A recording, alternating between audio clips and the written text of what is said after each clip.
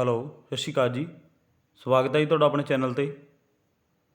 ਅੱਜ ਆਪਾਂ ਤੁਹਾਡੇ ਲਈ ਕਰੰਟ ਅਫੇਅਰਸ ਦਾ ਪਾਰਟ 6 ਲੈ ਕੇ ਹਾਜ਼ਰ ਹੋਏ ਹਾਂ।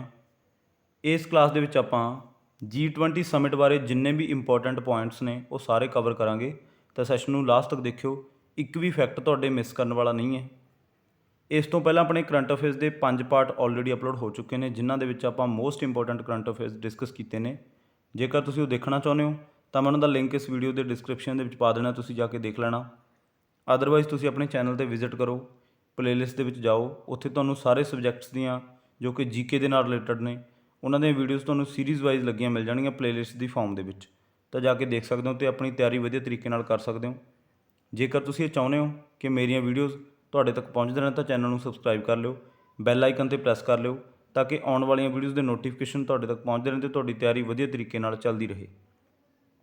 ਅੱਜ ਦਾ ਜੋ ਆਪਣਾ ਸੈਸ਼ਨ ਹੈ, ਇਸ ਸੈਸ਼ਨ ਦੇ ਵਿੱਚ ਆਪਾਂ G20 ਸਮਿਟ ਬਾਰੇ ਪੂਰਾ ਡਿਟੇਲ ਦੇ ਵਿੱਚ ਕਵਰ ਕਰਾਂਗੇ। ਤਾਂ ਸੈਸ਼ਨ ਨੂੰ ਮਿਸ ਨਾ ਕਰਿਓ, ਐਂਡ ਤੱਕ ਜ਼ਰੂਰ ਅਟੈਂਡ ਕਰਿਓ, ਕਿਉਂਕਿ G20 ਸਮਿਟ ਦੇ ਵਿੱਚੋਂ ਇੱਕ ਪੁਆਇੰਟ ਤੁਹਾਡੇ ਲਈ ਬਹੁਤ ਕੀਮਤੀ ਹੈ ਅਤੇ ਹਰ ਵਾਰ ਪੇਪਰਾਂ ਦੇ ਵਿੱਚ ਪੁੱਛਿਆ ਜਾਂਦਾ। ਠੀਕ ਹੈ ਜੀ, ਤਾਂ ਮਿਸ ਨਾ ਕਰਿਓ, ਕਿਉਂਕਿ ਇਹਦੇ ਵਿੱਚੋਂ ਕੋਈ ਵੀ ਪੁਆਇੰਟ ਤੁਹਾਨੂੰ ਕੁਐਸਚਨ ਦੀ ਫਾਰਮ ਦੇ ਵਿੱਚ ਤੁਹਾਡੇ ਪੇਪਰ ਦੇ ਵਿੱਚ ਦੇਖਣ ਨੂੰ ਮਿਲ ਸਕਦੇ।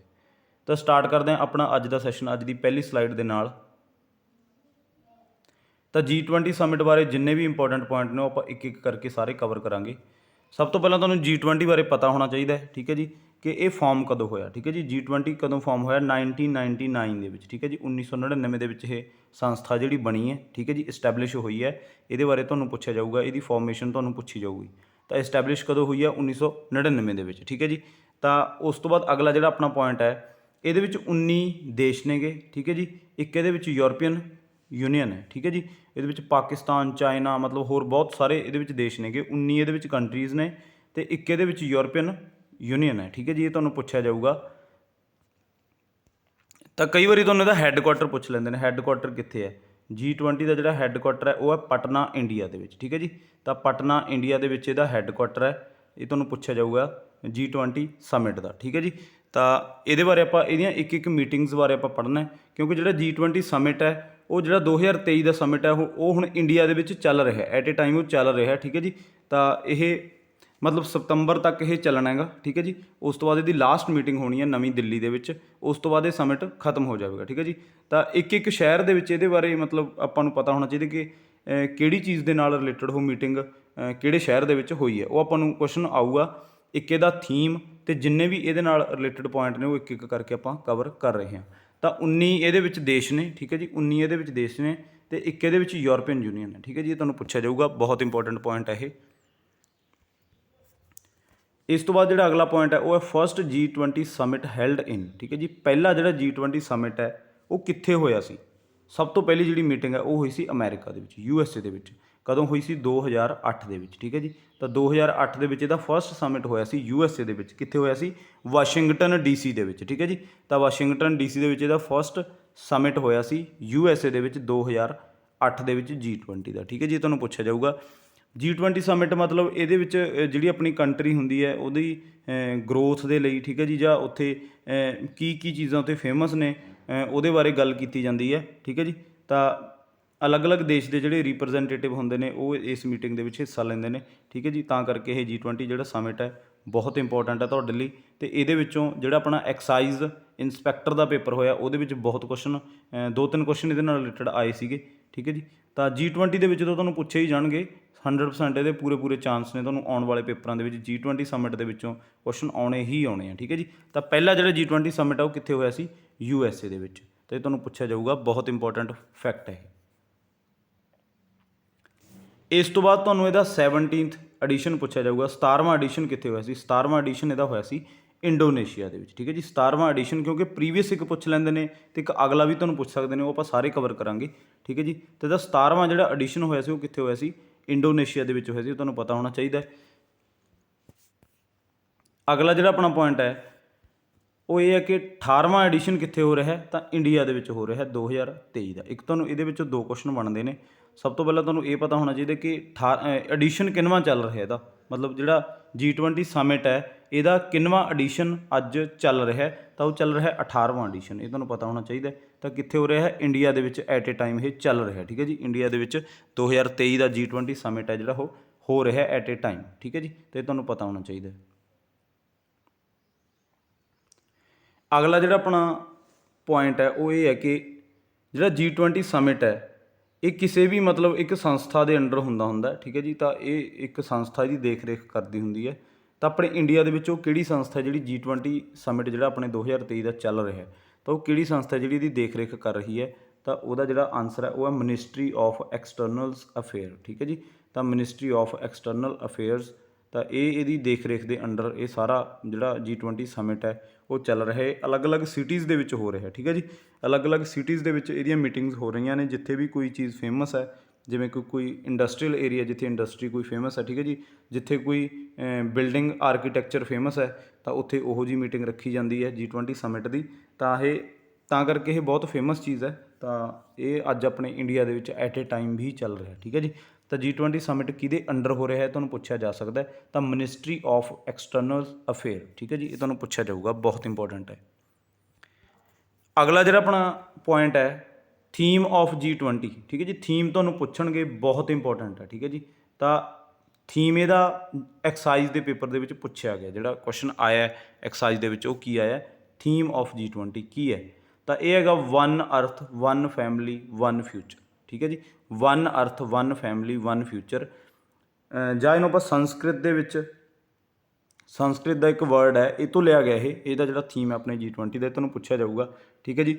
ਤਾਂ ਵਾਸੂਦੇਵ ਕੁਟੁੰਬਕਮ, ਠੀਕ ਹੈ ਜੀ। ਵਾਸੂਦੇਵ ਕੁਟੁੰਬਕਮ, ਇਹ ਵੀ ਆ ਸਕਦਾ ਤੁਹਾਨੂੰ ਆਪਸ਼ਨ ਦੇ ਵਿੱਚ। ਜਾਂ ਤਾਂ ਤੁਹਾਨੂੰ ਆਪਸ਼ਨ ਦੇ ਵਿੱਚ ਇਹ ਆਊਗਾ ਕਿ ਵਨ ਅਰਥ, ਵਨ ਫੈਮਿਲੀ, ਵਨ ਫਿਊਚਰ, ਇਹ ਵੀ ਤੁਹਾਨੂੰ ਆਪਸ਼ਨ ਦੇ ਵਿੱਚ ਆ ਸਕਦਾ ਹੈ। ਜਾਂ ਤੁਹਾਨੂੰ ਇਹ ਸ਼ਬਦ ਆ ਸਕਦੇ ਨੇ ਵਾਸੂਦੇਵ ਕੁਟੁੰਬਕਮ, ਠੀਕ ਹੈ ਜੀ। ਤਾਂ ਇਹ ਆਪਣੇ ਦੇਸ਼ ਨੂੰ ਰਿਪਰਜੈਂਟ ਕਰਦੇ ਨੇ, ਠੀਕ ਹੈ ਜੀ, ਆਪਣੀ ਸੰਸਕ੍ਰਿਤੀ ਨੂੰ, ਸੱਭਿਅਤਾ ਨੂੰ। ਤਾਂ ਕਰਕੇ ਇਹ ਸ਼ਬਦ ਇਹਨਾਂ ਨੇ ਰੱਖੇ ਹੈ। ਤਾਂ ਵਾਸੂਦੇਵ ਕੁਟੁੰਬਕਮ ਇਹਦਾ ਰੱਖਿਆ ਹੈਗਾ ਥੀਮ। ਤਾਂ ਜੇ ਤੁਹਾਨੂੰ ਇੰਗਲਿਸ਼ ਦੇ ਵਿੱਚ ਪੁੱਛਿਆ ਜਾਵੇ ਤਾਂ ਉਹ ਕੀ ਹੈ? ਵਨ ਅਰਥ, ਵਨ ਫੈਮਿਲੀ, ਵਨ ਫਿਊਚਰ, ਠੀਕ ਹੈ ਜੀ। ਤਾਂ ਤੁਹਾਨੂੰ ਪੁੱਛਿਆ ਜਾਊਗਾ, ਇਹ ਯਾਦ ਰੱਖਣਾ ਜਿਹੜਾ ਇਹਦਾ ਥੀਮ ਹੈ, ਬਹੁਤ ਇੰਪੋਰਟੈਂਟ ਹੈ। ਅਗਲਾ ਜਿਹੜਾ ਆਪਣਾ ਪੁਆਇੰਟ ਹੈ ਉਹ ਇਹ ਹੈ ਕਿ ਥੀਮ ਓਰੀਜੀਨੇਟ ਫਰੋਮ। ਆਪਾਂ ਨੂੰ ਇਹ ਤਾਂ ਪਤਾ ਕਿ ਇਹਦਾ ਥੀਮ ਇਹ ਹੈ, ਪਰ ਇਹ ਵੀ ਪੁੱਛ ਸਕਦੇ ਕਿ ਇਹ ਥੀਮ ਲਿਆ ਕਿੱਥੋਂ ਗਿਆ। ਤਾਂ ਇਹ ਕਿੱਥੋਂ ਲਿਆ ਗਿਆ? ਮਹਾ ਉਪਨਿਸ਼ਦ ਦੇ ਵਿੱਚੋਂ ਲਿਆ ਗਿਆ। ਇਹ ਮਹਾ ਉਪਨਿਸ਼ਦ ਦੇ ਵਿੱਚੋਂ ਇਹ ਥੀਮ ਲਿਆ ਗਿਆ, ਠੀਕ ਹੈ ਜੀ। ਵਾਸੂਦੇਵ ਕੁਟੁੰਬਕਮ ਜਾਂ ਵਨ ਅਰਥ, ਇਹਦਾ ਅਰਥ ਹੈ ਜਿਹੜਾ ਉਹ ਇਹ ਨਿਕਲਦਾ ਕਿ ਵਨ ਅਰਥ, ਵਨ ਫੈਮਿਲੀ, ਵਨ ਫਿਊਚਰ, ਇੱਕ ਧਰਤੀ, ਇੱਕ ਪਰਿਵਾਰ ਅਤੇ ਇੱਕ ਭਵਿੱਖ, ਠੀਕ ਹੈ ਜੀ। ਤਾਂ ਇਹਦਾ ਇਹ ਮਤਲਬ ਬਣਦਾ ਇੰਗਲਿਸ਼ ਦੇ ਵਿੱਚ ਵਾਸੂਦੇਵ ਕੁਟੁੰਬਕਮ ਦਾ। ਕਿੱਥੋਂ ਲਿਆ ਗਿਆ? ਇਹ ਮਹਾ ਉਪਨਿਸ਼ਦ ਦੇ ਵਿੱਚੋਂ ਇਹ ਲਿਆ ਗਿਆ। ਇੱਕ ਇੱਕ ਪੁਆਇੰਟ ਤੁਹਾਡਾ G20 ਦਾ ਕੀਮਤੀ ਹੈ, ਠੀਕ ਹੈ ਜੀ। ਇਹਨੂੰ ਨੋਟ ਡਾਊਨ ਕਰ ਲਿਓ ਕਾਪੀ ਦੇ ਉੱਤੇ, ਕਿਉਂਕਿ ਇਹ ਤੁਹਾਨੂੰ ਬਹੁਤ ਕੰਮ ਆਉਣ ਵਾਲਾ। ਆਉਣ ਵਾਲੇ ਸਾਰੇ ਪੇਪਰਾਂ ਦੇ ਵਿੱਚ ਇਹ ਕੁਐਸਚਨ ਤੁਹਾਨੂੰ ਪੁੱਛੇ ਜਾਣਗੇ ਕਰੰਟ ਅਫੇਅਰਸ ਦੇ ਵਿੱਚੋਂ। G20 ਦੇ ਵਿੱਚੋਂ ਮੈਂ ਤੁਹਾਨੂੰ ਲਿਖ ਕੇ ਦੇ ਸਕਦਾ ਕਿ ਇੱਕ ਕੁਐਸਚਨ ਤਾਂ ਤੁਹਾਨੂੰ ਪੱਕਾ ਹੀ ਆਊਗਾ, ਠੀਕ ਹੈ ਜੀ। 100% ਉਹਦੇ ਚਾਂਸਸ ਨੇ। ਇੱਕ ਤੋਂ ਜ਼ਿਆਦਾ ਤਾਂ ਪੁੱਛੇ ਜਾ ਸਕਦੇ ਨੇ, ਬਟ ਇੱਕ ਕੁਐਸਚਨ ਤੁਹਾਨੂੰ ਪੱਕਾ ਹੀ ਆਉਣਾ, ਠੀਕ ਹੈ ਜੀ। 3 ਤੋਂ 4 ਕੁਐਸਚਨ ਵੀ ਇਹਦੇ ਵਿੱਚੋਂ ਤੁਹਾਨੂੰ ਬਣ ਸਕਦੇ ਆ। ਤਾਂ ਕਿੱਥੋਂ ਲਿਆ ਗਿਆ? ਮਹਾ ਉਪਨਿਸ਼ਦ ਦੇ ਵਿੱਚੋਂ। ਤਾਂ ਕਈ ਵਾਰੀ ਤੁਹਾਨੂੰ ਇਹਦਾ ਲੋਗੋ ਪੁੱਛ ਸਕਦੇ ਕਿ ਲੋਗੋ ਕੀ ਹੈ, ਠੀਕ ਹੈ ਜੀ। ਤੁਸੀਂ ਦੇਖ ਲਿਓ, ਗੂਗਲ ਦੇ ਉੱਤੇ ਸਰਚ ਮਾਰਿਓ ਕਿ G20 ਲੋਗੋ, ਠੀਕ ਹੈ। ਇਹ ਫਿਲ ਕਰਕੇ ਗੂਗਲ ਦੇ ਵਿੱਚ ਤੁਸੀਂ ਸਰਚ ਮਾਰਿਓ ਤਾਂ ਤੁਹਾਡੇ ਅੱਗੇ ਇਹਦਾ ਲੋਗੋ ਆ ਜਾਊਗਾ ਕਿ ਆਪਣਾ ਜਿਹੜੇ G20 ਚੱਲ ਰਿਹਾ ਇਹਦਾ ਲੋਗੋ ਕੀ ਹੈ, ਠੀਕ ਹੈ ਜੀ। ਤਾਂ ਇਹਦਾ ਲੋਗੋ ਜਿਹੜਾ ਮੇਨ ਚੀਜ਼ ਉਹਦੇ ਵਿੱਚ ਕੀ ਹੈ, ਜਿਹੜੀ ਮੇਨ ਚੀਜ਼ ਉਹਦੇ ਵਿੱਚ ਪਾਈ ਗਈ ਹੈ ਉਹ ਹੈ ਆਪਣੇ ਨੈਸ਼ਨਲ ਫਲੈਗ ਦੇ ਟਰਾਈ ਕਲਰ, ਜਿਹੜੇ ਆਪਣੇ 3 ਰੰਗ ਨੇ ਝੰਡੇ ਦੇ, ਠੀਕ ਹੈ ਜੀ। ਤਾਂ ਉਹ ਇਹਦੇ ਵਿੱਚ ਪਾਏ ਗਏ ਨੇ G20 ਲੋਗੋ ਦੇ ਵਿੱਚ, ਠੀਕ ਹੈ। ਕਿਉਂਕਿ ਸਭ ਤੋਂ ਵੱਧ ਤਾਂ ਆਪਾਂ ਨੂੰ ਉਹੀ ਰਿਪਰਜੈਂਟ ਕਰਦੇ ਨੇ ਆਪਣੇ ਦੇਸ਼ ਨੂੰ। ਤਾਂ G20 ਜਿਹੜਾ ਲੋਗੋ ਹੈ ਇਹਦੇ ਵਿੱਚ tricolour of national flag ਪਾਏ ਗਏ ਨੇ।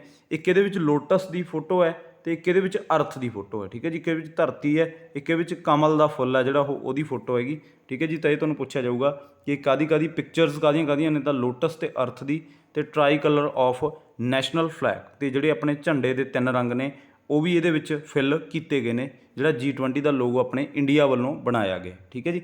ਤਾਂ ਇਹ ਇੰਡੀਆ ਦਾ ਪੁੱਛ ਰਹੇ ਨੇ, ਕਿਉਂਕਿ ਅਲੱਗ-ਅਲੱਗ ਕੰਟਰੀ ਦੇ ਵਿੱਚ ਜਦੋਂ G20 ਦਾ ਸਮਿਟ ਹੁੰਦਾ ਤਾਂ ਉਹ ਆਪਣੇ ਦੇਸ਼ ਨੂੰ ਰਿਪਰਜੈਂਟ ਕਰਨ ਦੇ ਲਈ ਆਪਣਾ ਲੋਗੋ ਅਲੱਗ ਤਿਆਰ ਕਰਦੇ ਨੇ।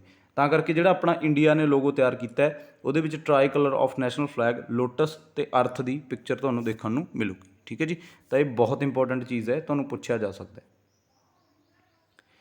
ਅਗਲਾ ਜਿਹੜਾ ਆਪਣਾ ਪੁਆਇੰਟ ਹੈ, ਆਪਣੇ 18th ਜਿਹੜਾ ਸਮਿਟ ਹੈ ਉਹ ਚੱਲ ਰਿਹਾ 2023 ਦਾ। ਕਿੱਥੇ ਹੋ ਰਿਹਾ 18th ਸਮਿਟ? ਇੰਡੀਆ ਦੇ ਵਿੱਚ 2023 ਦਾ। ਇਸ ਤੋਂ ਅਗਲਾ ਮਤਲਬ ਇਹਨਾਂ ਨੇ ਪਹਿਲਾਂ ਹੀ ਉਹ ਚੀਜ਼ ਆਪਣਾ ਪਲੈਨਡ ਕਰਕੇ ਰੱਖਦੇ ਨੇ ਇਹ। ਤਾਂ ਜਿਹੜਾ 19ਵਾਂ ਜਿਹੜਾ ਸਮਿਟ ਹੋਣਾ ਉਹ ਕਿੱਥੇ ਹੋਣਾ, ਉਹ ਹੋਣਾ ਬ੍ਰਾਜ਼ੀਲ ਦੇ ਵਿੱਚ। ਠੀਕ ਹੈ ਜੀ, ਬ੍ਰਾਜ਼ੀਲ ਦੇ ਵਿੱਚ ਆਪਣਾ 19ਵਾਂ ਸਮਿਟ ਜਿਹੜਾ ਨੈਕਸਟ ਸਮਿਟ ਹੈ G20 ਦਾ, ਉਹ ਕਿੱਥੇ ਹੋਣਾ, ਬ੍ਰਾਜ਼ੀਲ ਦੇ ਵਿੱਚ। ਇਹ ਤੁਹਾਨੂੰ ਪੁੱਛਿਆ ਜਾਊਗਾ, ਬਹੁਤ ਇੰਪੋਰਟੈਂਟ ਹੈ। ਇਹ ਸਾਰੇ ਪੁਆਇੰਟ ਤੁਸੀਂ ਨੋਟ ਡਾਊਨ ਕਰ ਲਿਓ, ਕਾਪੀ ਪੈਨ ਆਪਣਾ ਨਾਲ ਲੈ ਕੇ ਬੈਠਿਆ ਕਰੋ, ਕਿਉਂਕਿ ਜਦੋਂ ਆਪਾਂ ਕਰੰਟ ਅਫੇਅਰਸ ਕਰਦੇ ਹਾਂ, ਕਰੰਟ ਅਫੇਅਰਸ ਇਹ ਨਹੀਂ ਕਿ ਤੁਸੀਂ ਸੁਣ ਕੇ ਤੁਹਾਡੇ ਯਾਦ ਹੋ ਜਾਣਗੇ, ਸਿਰਫ ਇਹਨੂੰ ਤੁਸੀਂ ਨੋਟ ਡਾਊਨ ਕਰੋ, ਵਾਰ-ਵਾਰ ਇਹਨੂੰ ਰਿਵਾਈਜ਼ ਕਰੋ, ਫਿਰ ਤੁਹਾਡੇ ਇਹ ਯਾਦ ਹੋਣਗੇ। ਠੀਕ ਹੈ ਜੀ, ਤਾਂ ਆਪਣੇ ਆਉਣ ਵਾਲੇ ਜਿੰਨੇ ਵੀ ਸੈਸ਼ਨ ਨੇ ਉਹ ਆਪਾਂ ਸਪੈਸ਼ਲ ਸੈਸ਼ਨ, ਜੋ ਵੀ ਇੰਡੀਆ ਦੇ ਵਿੱਚ ਕੋਈ ਸਪੈਸ਼ਲ ਹੋ ਰਿਹਾ ਉਹ ਆਪਾਂ ਸਾਰਾ ਤੁਹਾਡੇ ਅੱਗੇ ਰੱਖਾਂਗੇ। ਤਾਂ ਬਸ ਤੁਸੀਂ ਪੜ੍ਹਨ ਵਾਲੇ ਬਣੋ, ਠੀਕ ਹੈ ਜੀ, ਤੁਸੀਂ ਯਾਦ ਕਰਨ ਵਾਲੇ ਬਣੋ, ਆਪਣੇ ਵੱਲੋਂ ਤੁਹਾਨੂੰ ਕੋਈ ਕਮੀ ਨਹੀਂ ਰਹੂਗੀ। ਠੀਕ ਹੈ ਜੀ, ਤਾਂ ਅਗਲਾ ਜਿਹੜਾ ਆਪਣਾ ਪੁਆਇੰਟ ਹੈ, B20 ਸਮਿਟ ਹੈਲਡ ਇਨ। B20 ਦਾ ਕੀ ਮਤਲਬ ਹੈ, ਇੱਕ G20 ਦੀ ਮੀਟਿੰਗ ਹੈ। ਠੀਕ ਹੈ ਜੀ, B20 ਮਤਲਬ ਬਿਜ਼ਨਸ ਦੇ ਨਾਲ ਰਿਲੇਟਡ ਜਿਹੜੀ ਮੀਟਿੰਗ ਹੈ ਉਹ ਕਿੱਥੇ ਹੋ ਰਹੀ ਹੈ, B20 ਰੱਖਿਆ ਗਿਆ ਇਹਦਾ ਨਾਂ।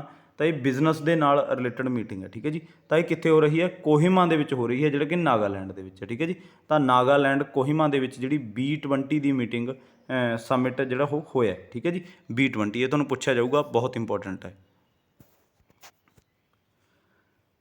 ਅਗਲੀ ਜਿਹੜੀ ਦੀ ਮੀਟਿੰਗ ਹੈ ਉਹਦਾ ਨਾਮ ਹੈ ਥਿੰਕ 20। ਇਹ ਮੀਟਿੰਗ ਦਾ ਨਾਮ ਹੀ ਤੁਹਾਨੂੰ ਕੁਐਸਚਨ ਦੇ ਵਿੱਚ ਆਊਗਾ। ਥਿੰਕ 20 ਸਮਿਟ ਜਿਹੜਾ ਹੋਇਆ ਉਹ ਕਿੱਥੇ ਹੋਇਆ, ਭੋਪਾਲ ਦੇ ਵਿੱਚ ਹੋਇਆ, ਮੱਧ ਪ੍ਰਦੇਸ਼। ਠੀਕ ਹੈ ਜੀ, MP ਦੇ ਵਿੱਚ ਹੋਇਆ, ਭੋਪਾਲ ਦੇ ਵਿੱਚ ਥਿੰਕ 20 ਸਮਿਟ। ਇਹ G20 ਦਾ ਹੀ ਸਮਿਟ ਹੈ। ਇਹ ਆਪਣੀ ਅਲੱਗ-ਅਲੱਗ ਜਿਹੜੀਆਂ ਮੀਟਿੰਗਸ ਹੁੰਦੀਆਂ ਉਹਨਾਂ ਦੇ ਨਾਮ ਰੱਖਦੇ ਹੁੰਦੇ ਨੇ। ਠੀਕ ਹੈ ਜੀ, ਤਾਂ ਪਿੱਛੇ ਨਾਮ ਦੇ 20 ਲਾਉਂਦੇ ਨੇ।